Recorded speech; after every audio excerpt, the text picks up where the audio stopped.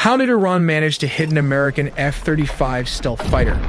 Well, in modern warfare, there are primarily two kinds of anti-aircraft missiles: radar-guided and heat-seeking. The F-35 was designed to be practically invisible to long-range radar, but it wasn't built to completely hide from heat-seeking missiles. So how exactly did Iran missile manage to bypass the stealth technology of the US F-35? Well, the secret lies in a major vulnerability that is its heat signature. Its geometry and radar-absorbent materials make its radar cross-section incredibly small, essentially rendering it invisible to traditional early warning and targeting radars. To give you some context, this is how a plane's radar signature compares to a bird's. But the F-35 is powered by a single Pratt & Whitney F-135 engine, one of the most powerful fighter engines in the world. The F-35 is heavily optimized to defeat radio frequency radar like the billion-dollar S-400 and S-300 missiles. However, stealth does not mean completely invisible. This engine produces a massive heat plume. Instead of using radar, modern air defense networks utilize infrared search and track systems. The answer is this short-range heat-seeking missile like this one. These passive sensors scan the skies for any heat anomalies. Because infrared search and track systems emit no energy themselves, the F-35's radar warning receivers would not alert the pilot that they were being painted by a target lock in the same way a radar lock would. But how did the missile lock, and how did the F-35 use evasive maneuvers? Once an infrared-guided missile is launched, the dynamic of the engagement changes to a race of physics and countermeasures. When the missile's IR seeker head locks onto the massive thermal output of the F-35's engine exhaust. But the detection, the F-35 is equipped with a distributed aperture system, 6 infrared cameras positioned around the aircraft that provide a 360-degree spherical view. The distributed aperture system detects the intense heat signature of the incoming missile's rocket motor and instantly alerts the pilot. To break the lock, the pilot executes high-G evasive maneuvers while simultaneously deploying flares. If the missile tracks the flares but is already within a lethal radius, its proximity fuse will trigger the warhead. The resulting shrapnel and shockwave can cause significant damage to the aircraft's control surfaces, stealth coating, or internal systems without scoring a catastrophic direct hit, which perfectly aligns with reports of the F-35 sustaining damage but safely executing an emergency landing. But what are flares? These pyrotechnic countermeasures are made of magnesium or other combustible metals that burn at temperatures exceeding the aircraft's engine heat.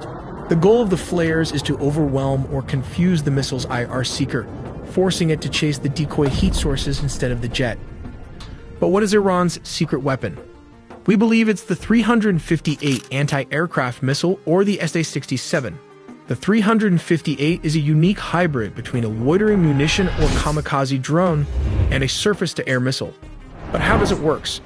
It flies at slower subsonic speeds and can loiter in a designated airspace in a figure-8 pattern until its optical and infrared sensors detect a target. If a 385 missile or a more advanced high-speed indigenous IR-guided surface-to-air missile was guided by a ground-based IRST network, it could engage the F-35 entirely within the infrared spectrum, bypassing the jet's radar-evading capabilities entirely. This incident challenges the long-held doctrine that fifth-generation fighters can operate with total impunity in contested airspace, highlighting the evolving threat of infrared detection. But it has its advantages as it cannot hit fighter jets far from its radius of launch system.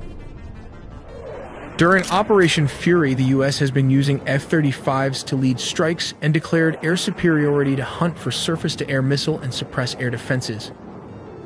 Although the U.S. has achieved near-total air superiority, but the war is just entering its most dangerous stage.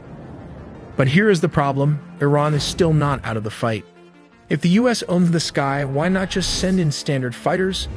Because while Iran's main network is shattered, isolated surface-to-air batteries like the S-300 are still hiding in the shadows. For an F-15 E-Strike Eagle, the legendary bomb truck of the Air Force, one lucky radar lock from a rogue missile is a death sentence. And in a high-stakes conflict, losing a crew and a multi-million-dollar jet to a surviving battery is a risk the Pentagon simply won't take. But how did the US and Israel manage to use F-35 jets to strike Iran while Iranian air defenses were still up and running? To make this happen, they didn't just rely on local land bases. They brought two massive floating cities right to Iran's doorstep. Down in the Arabian Sea, you've got the USS Abraham Lincoln Carrier Strike Group bearing down on the south and east. And over in the eastern Mediterranean, the biggest news ship USS Gerald R. Ford. While Israeli jets flew all the way across the Middle East to reach Iranian airspace, timing was absolutely critical. The moment those IDF jets reached their marks, the missiles were released. And that brings us to the most terrifying, complicated part of this entire operation, the synchronization. Military planners rely on a tactic called time on target. Look at this map. You have missiles firing from submarines, cruise missiles launching from escort ships, and massive payload drops from stealth bombers. They're all deploying from completely different locations at entirely different times. But here is the genius of it. The US military machine was mathematically choreographed so everything impacted Karaj, Tehran, Qom, Kermanshah, and Isfahan at the exact same second the Israeli jets dropped their guided bombs. It was designed to be a total systemic shock and explodes at the same time. A move to collapse the regime instantly. When those munitions finally hit, it was pure shock and awe. But why did the Iranian air defenses fail to activate? Well, to put it simply, the US military operates in a completely different league.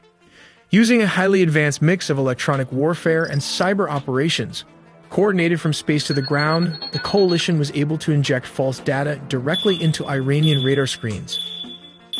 Top-tier Iranian air defense systems, like their homegrown Bavar and their Russian-supplied batteries, were absolutely overwhelmed by this electronic assault.